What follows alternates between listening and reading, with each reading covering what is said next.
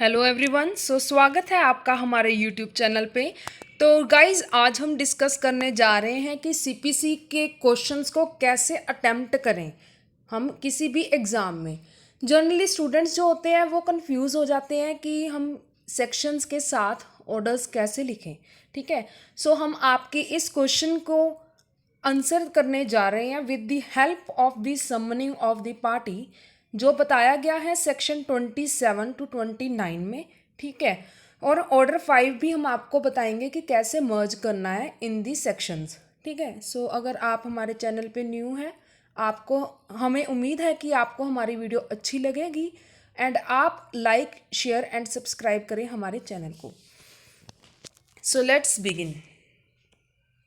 Meaning of the summons. Summons generally issue किए जाते हैं by the court to the parties. ठीक है, किसके लिए? ताजो कि वो पार्टीज अपीयर हो कोर्ट के सामने किसी स्पेसिफाइड डेट में और किसी स्पेसिफाइड टाइम में। ठीक है, अब हम बात करते हैं डेफिनेशन जो लीगल ग्लोसरी में बताई गई है by the ministry of law and justice. ठीक है, उन्होंने कहा है कि समन्स जो होते हैं वो एक ऑथराइज्ड कॉल होती है टू द पार्टीज। किसके द्वारा की जाती है? By the court. किसके लिए? To appear in the court. ठीक है, अगर हम बात करते हैं गाइस पर्पस की, तो उसके लिए हम रेफरेंस दे रहे हैं यहाँ पे ऑर्डर 5 एंड रूल 5 की। ठीक है, जिसमें यह बताया गया है for settling the issue under order 6 summons किए जाते हैं to produce the document, whereas under rule 7 for disposal of the case हम समन्स करते हैं to produce the witness for the appearance. एक बात याद रखें गाइस, अगर हमने समन किया है पर्सन को only for the purpose of the document, ठीक है, तो हम उसको एज अ विटनेस उसकी क्रॉस एग्जामिनेशन या फिर कॉन्ट्राडिक्शन नहीं कर सकते। एविडेंस के जो रूल्स हैं वो उस पर अप्लाई नहीं होते। हमें सिर्फ मतलब है सिर्फ और सिर्फ from the production of the document, nothing else. ठीक है, let's start from the section 27 जो जनरली बात करता है summons issue to defendant when suit duly instituted. अब सूट शुरू कब होता है? जब एक प्लेंट प्रॉपर कोर्ट में प्रेजेंट की गई हो बाय द प्लेंटिफ। ठीक है, और हम समन किसको करते हैं? डिफेंडेंट को under section 27 of the CPC. And किसके लिए करते हैं? ताजो कि वो अपीयर हो सके और आंसर कर सके अपने क्लेम्स को। ठीक है, जो क्लेम्स उस पर लगे हैं और अपनी डिफेंस को पेश कर सके। अब समन्स भेजने कब तक है डिफेंडेंट को? ये भी क्वेश्चन है।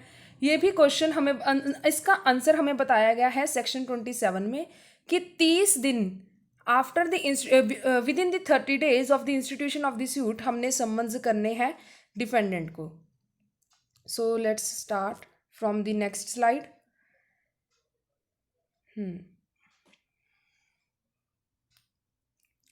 Summons to defendant.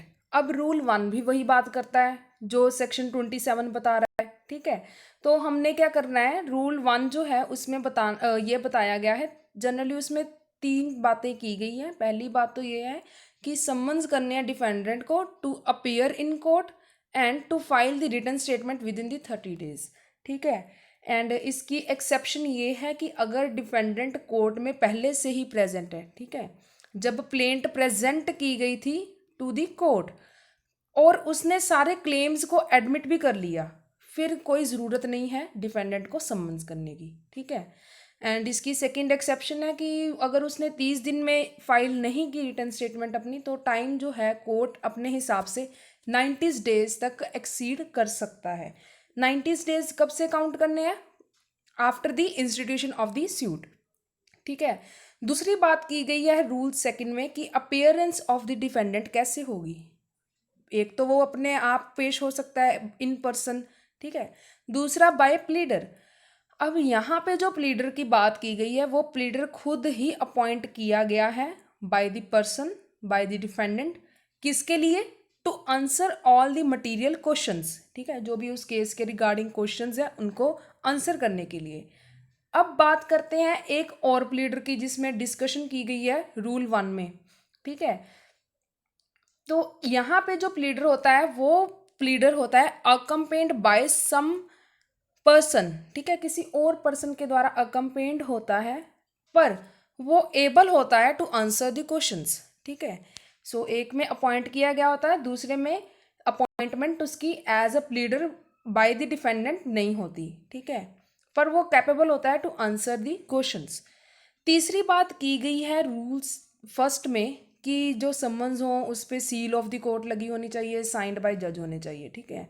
ये आपने सीआरपीसी में भी बहुत अच्छी तरह से पढ़ा होगा। अगर आपने नहीं पढ़ा या फिर कोई आपके कंसेप्ट की क्लैरिटी नहीं है तो आप हमें कमेंट बॉक्स में बता सकते हैं, हम उसके लिए एक सेपरेट सी वीडियो बना देंगे।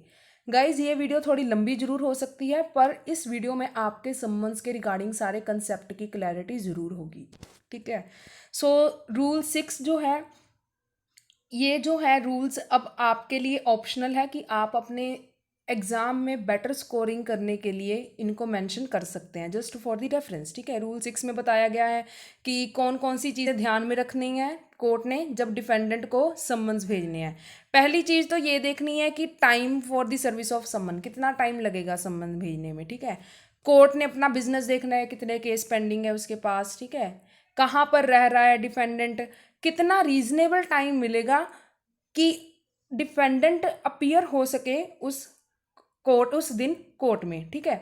जो रूल 4 है ये एक्सेप्शन की बात करता है कि किन किन को समन्स नहीं इशू होंगे।